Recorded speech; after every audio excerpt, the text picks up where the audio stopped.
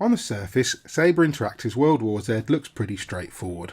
Run from zombies, shoot some zombies, throw an explosive, shoot some more zombies, crack a wise or two, shoot a few more zombies, run a bit more, shoot some more. You get the idea. But is it really all that simple? Well, yes and no. Mostly you will be perforating the rotten faces of putrid old Zeeks over and over again, but there's a little bit more to it than that.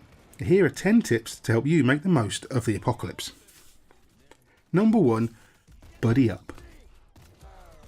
World War Z is meant to be played in co-op, either with friends or strangers, in fact anyone as long as they're alive, because honestly the AI is pretty atrocious. Like me when I used to be forced to play football at school, computer controlled allies will do the absolute bare minimum, until you get so frustrated with them you send them off to read in the library for an hour as punishment. Yeah, how'd that work out for you, Mr. Green? They'll rarely complete any objectives, set up defences or gather supplies, will arbitrarily swap weapons for no given reason, and generally fuck things up at every available juncture. Instead, take some humans with you and you'll have a much better time of it. Number 2. Watch each other's backs. This is a no-brainer, but newcomers to this particular subgenre of team-based shooters will still struggle with the concept. There are a few special zombies who'll kill you in seconds if there's no one around to help, but more than this, you can apply medkits to one another, spot creeps and support each other. It's vitally important that you revive a downed ally and don't hoard your medkits for no reason. Keep the team alive to keep the dream alive. Number 3. No more heroes. Likewise, if you run off like a lone wolf, you'll die. Even a small horde can make a decent meal of you if you get separated, and there's absolutely no glory in being someone else's bowel movement. If zombies have bowel movements, I suppose they must. Do they?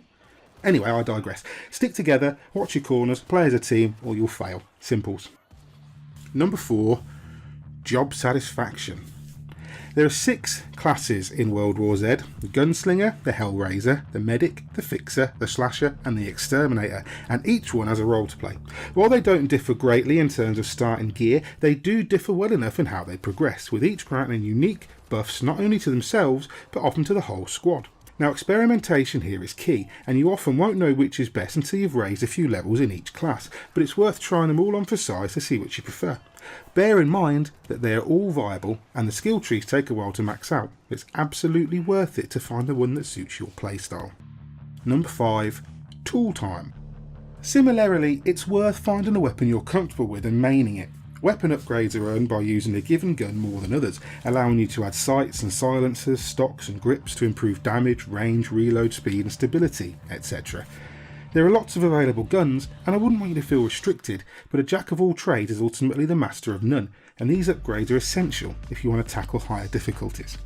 Number 6. Special treatment. The special zombies in World War Z are nothing we haven't seen before, in a roundabout kind of way, but each is utterly lethal if left unchecked. Screamers will alert the horde and bring them, teeth gnashing, down on your location. Gas bags in hazmat suits will disperse blinding poison in your vicinity. Creeps will pounce on you without warning and claw you to death, and riot-suited bulls will charge you and slam you into the ground until your flimsy little spine crumbles. Target the specials first and take them out of the equation before they can do harm. If either of the latter two get hold of an ally, make saving them your immediate priority. Number 7. House of Cards. The zombies in World War Z are not clever. They will quite literally run directly into harm's way, zerging towards you like you stole the last After 8. They do not fear bullets, bad language or BO, and will hug the skin off your bones if you let them. But they are smart enough to pyramid up the side of buildings like rats or ants, demonstrating a terrifying kind of hive mind that would, frankly, make for a much better zombie apocalypse if explored further. If they do start to pyramid, it's only seconds before they're swarming up to your level. It seems obvious, but shoot the zombies at the bottom first, not the top, and collapse their efforts. Number 8. A good offence. Use the defences. Before almost every instance of you having to call or provoke a horde to progress, you'll find scattered crates containing defences from auto turrets to barbed wire coils. Find them and deploy them. Barricade windows and doors when you can, position claymores and dig in. If you work together and use everything at your disposal, you will succeed. Number 9. Don't spray and pray. Watch your lines of fire. At any difficulty above easy, you can accidentally clip an ally with your bullets. Now, catching a slug in the back of the head from the clumsy twat who was supposed to be watching your ass is never fun. At high difficulties, you'll easily kill each other if you carry on spraying the surrounding area like a bunch of hyperactive skunks. Number 10. Breach and clear. Grab breach charges wherever you see them, as they're the only way to open special locked doors you'll find randomly throughout scenarios. These will always contain medkits, weapons and or defence crates and are always worth plundering. The explosion will alert nearby Zeds though, so clear the area first, jackass. So there you go.